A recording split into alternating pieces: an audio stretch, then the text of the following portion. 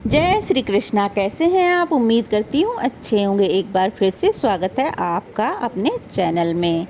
साल भर में कुल 24 एकादशी होती हैं और ये सब एकादशी के व्रत भगवान विष्णु को समर्पित होते हैं। इनमें से कुछ एकादशी को बहुत महत्वपूर्ण माना गया है, जैसे कि ज्येष्ठ मास के शुक्ल पक्ष की एकादशी। इसे निर्जला एकादशी और भीम एकादशी कहा जाता है। इस एकादशी के दिन पूरे दिन पानी की एक बूंद भी ग्रहण नहीं की जाती है और द्वादशी के दिन ही व्रत का पारण यानी कि उपवास खोला जाता है।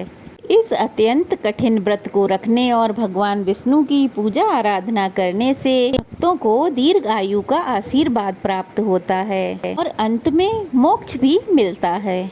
महाभारत के समय यानी कि द्वापर युग में भीमसेन ने भी इस एकादशी का व्रत रखा था।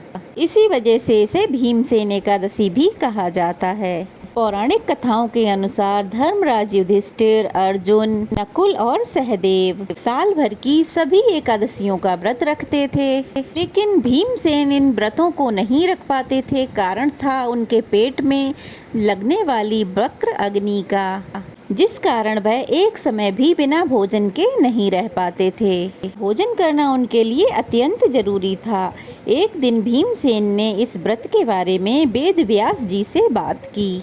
उन्होंने व्यास जी से कहा, हे मुनिवर, मैं तो थोड़ी देर भी भूखा नहीं रह पाता हूँ। ऐसे में एकादशी व्रत करना मेरे लिए तो संभव ही नहीं है।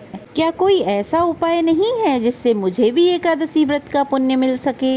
यह बात सुनकर व्यास जी ने भीमसेन को ज्येष्ठ शुक्ल एकादशी अर्थात निर्जला एकादशी का महात्म्य बताया। व्यास जी ने कहा कि साल भर में यदि एक एकादशी का व्रत रख लिया जाए तो साल भर की सभी एकादशियों का पुण्य मिल सकता है। इसके बाद ही भीमसेन ने इस एकादशी के व्रत को किया था। यह व्रत बहुत कठिन होता है, इसीलिए यह व्रत किसी भी प्रकार के रोगी को, वृद्ध लोगों को या फिर बच्चों को इस व्रत को नहीं रखना चाहिए। शारीरिक रूप से सक्षम और समर्थ लोगों को ही यह व्रत रखना चाहिए। नहीं तो आप इसे निर्जला नहीं रख पा रहे हैं तो आप इसे सामान्य एकादशी की तरह भी रख सकते हैं।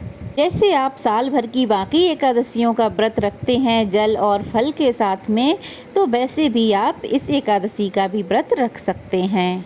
इस बार एकादशी तिथि प्रारंभ होगी 17 जून सोमवार सुबह 4:44 से और एकादशी तिथि समाप्त होगी 18 जून मंगलवार सुबह 6:25 पे।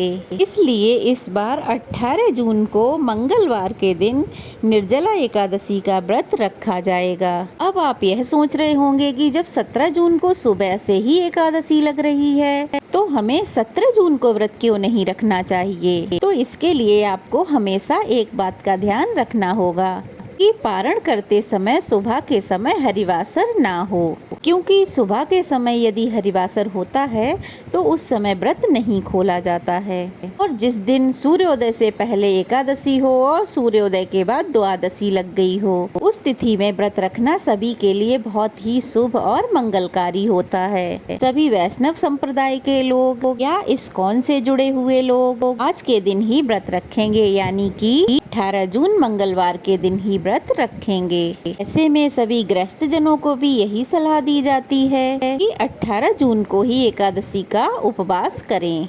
द्वादशी तिथि प्रारंभ होगी 18 जून मंगलवार सुबह 6:26 से और समाप्त होगी 19 जून बुधवार सुबह 7:28 पे।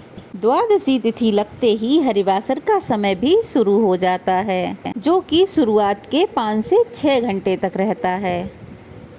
आप एकादशी से एक दिन पहले दसवीं तिथि के नियमों का पालन करते हुए तुलसी पत्र तोड़कर रख लें और एकादशी के दिन आप भरपूर मात्रा में जल का दान करें। आप अपनी सामर्थ्य के अनुसार मीठे शरबत का या जल से भरे घड़े का दान कर सकते हैं। इस दिन आप मौसमी फलों का, रसीले फलों का दान कर सकते हैं, क्योंकि इस दिन जो कुछ भी दान दिया जाता है उसका अक्षय फल प्राप्त होता है। यदि निर्जला एकादशी का व्रत रखकर उसका पुण्य अपने पितरों को समर्पित कर दिया जाए, ऐसा करने से पितरों को भी अधोगति से मुक्ति मिल जाती है। और पितरों का भी उद्धार हो जाता है। अब जानेंगे एकादशी व्रत के पारण मुहूर्त के बारे में। 18 जून को व्रत रखा जाएगा और 19 जून बुधवार को व्रत खोला जाएगा।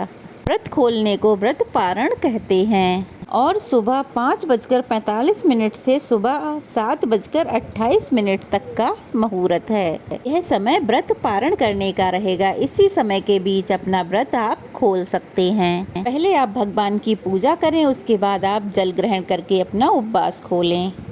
जय श्री कृष्णा। आज का वीडियो यहीं तक। जानकारी कैसी लगी कमेंट बॉक्स में अवश्य बताएं और अगर नए हैं तो प्लीज़ चैनल को सब्सक्राइब करें, वीडियो को लाइक करें और शेयर करें। तो चलिए फिर मिलते हैं, तब तक के लिए जय श्री कृष्णा।